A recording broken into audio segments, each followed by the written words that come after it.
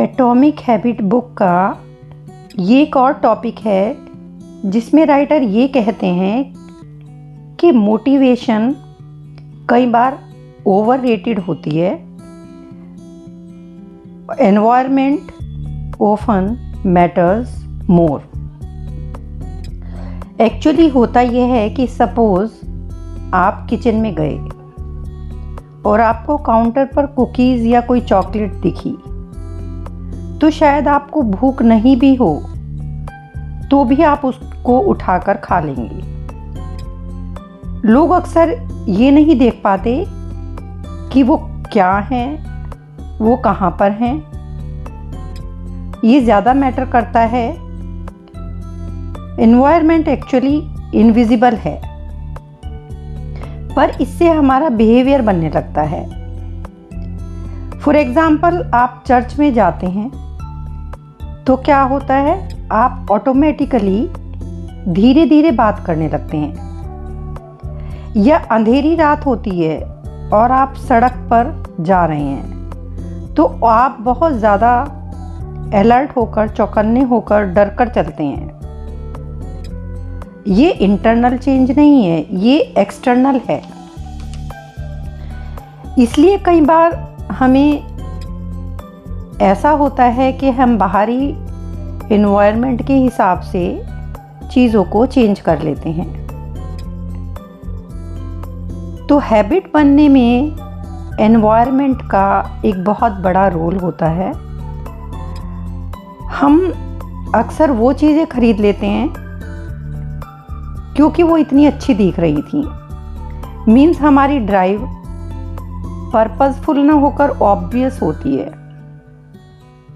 हम देखकर, सुनकर, स्मेल करके, टेस्ट करके, टच करके चीज़ों को परसीव करते हैं, पर देखने की पावर सबसे ज़्यादा होती है।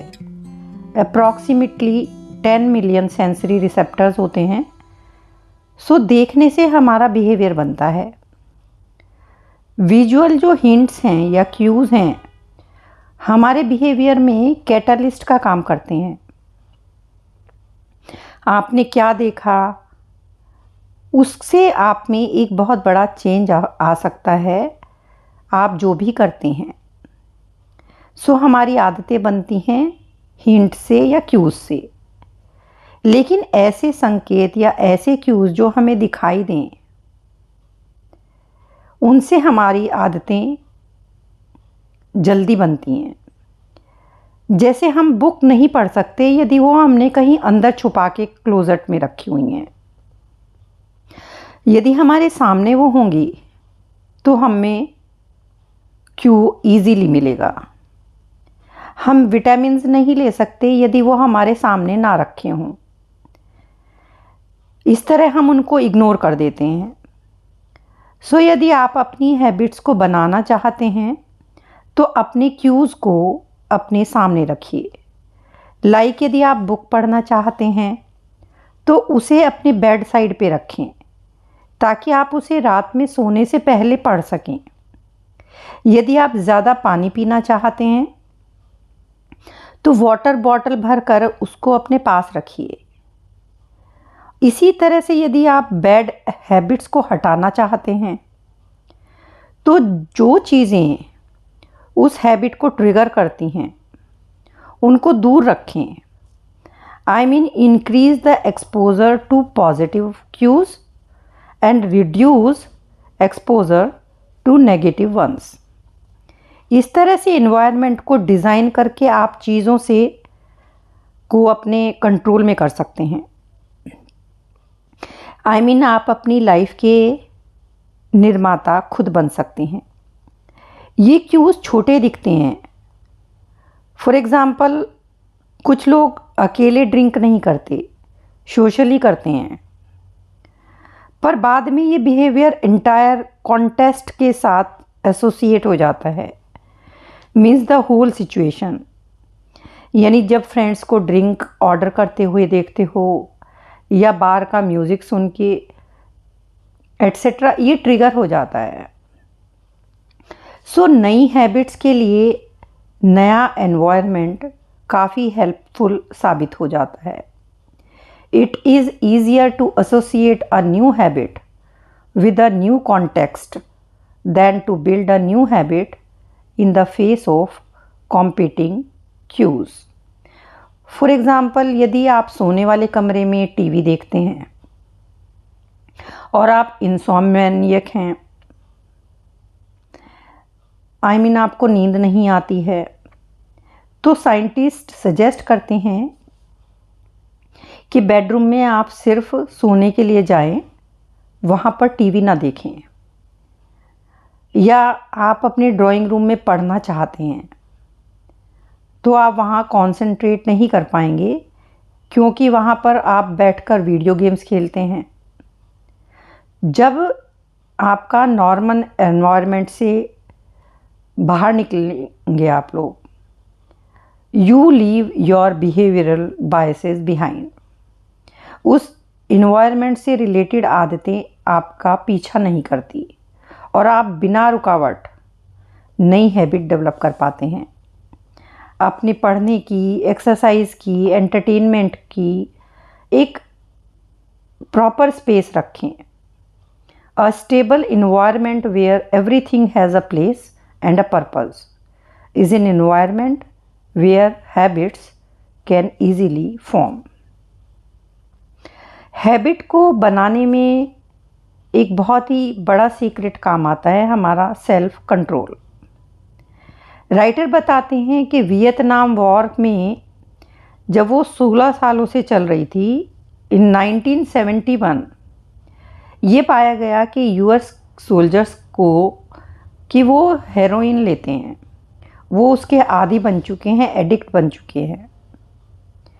लेकिन जब वो अपने देश वापस लौटे तो देखा गया कि वो 10 में से 9 जो सोल्जर्स थे, जो एडिक्ट थे, वो अपनी एडिक्शन से निकल चुके थे। नॉर्मली ये माना जाता है कि हेरोइन का एडिक्शन परमानेंट है, इरिवर्सिबल है, लेकिन एनवायरनमेंट में रेडिकल चेंज होते ही ये एडिक्शन अपने आप ही ख़त्म हो गया।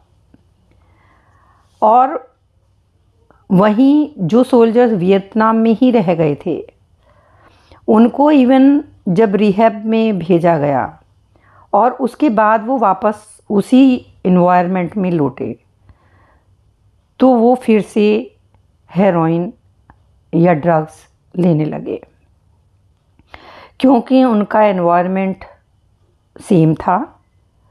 जिन लोगों में ड्रग एडिक्शन हो या स्मोकर हो, उनको लोग कहते हैं कि इनमें सेल्फ कंट्रोल की कमी है, मे बी ये बैड पर्सन है, थोड़े से डिसिप्लिन से ये इनकी प्रॉब्लम सॉल्व हो सकती है। इस तरह की सोच है हमारे कल्चर में। लेकिन रिसर्च ये मानती है कि जो लोग सेल्फ कंट्रोल करते हैं वो उन लोगों से अलग नहीं होते जो स्ट्रगल कर रहे होते हैं। उल्टा जो लोग डिसिप्लिन्ड होते हैं वो अपनी लाइफ को बनाने में अपनी विल पावर की उनको ज़्यादा ज़रूरत नहीं पड़ती। I mean does not require heroic will power and self control. या यूँ कहें कि ये लोग टेम्पटिंग या ललचाने वाली सिचुएशन में रहते ही नहीं हैं, तो उनको सेल्फ कंट्रोल की ज़्यादा ज़रूरत ही नहीं पड़ती। जब वो ऐसी जगहों पर जाते ही नहीं, तो उनको सेल्फ कंट्रोल की ज़्यादा ज़रूरत पड़ती नहीं। सो यस, परसिवरेंस यानी दृढ़ता, ग्रेट साहस, विल पावर, इच्छा शक्ति सक्सेस के लिए बहुत इम्पॉर्टेंट है। लेकिन चाहने से डिसिप्लिन नहीं आता, बल्कि एक डिसिप्लिन्ड एनवायरनमेंट क्रिएट करना पड़ता है। ब्रेन में हैबिट बनती है जब एक ही तरह की सिचुएशन बार बार होती है, तो हैबिट फॉर्म हो जाती है। और जब उसी तरह के एनवायरनमेंट या सिचुएशन में आप जाते हो तो वो हैबिट देखने को मिलती है। इसीलिए बिहेवियर चेंज बैकफायर करता है, क्योंकि ये ऑटोमेटिक है। यदि हम उन क्यूज़ या ट्रिगर्स पर केयरफुल नहीं रहेंगे, जो आदत हम बदलना चाह रहे हैं, तो वो वापस आ जाएंगी। Bad habits are autocatalytic, the process feeds itself.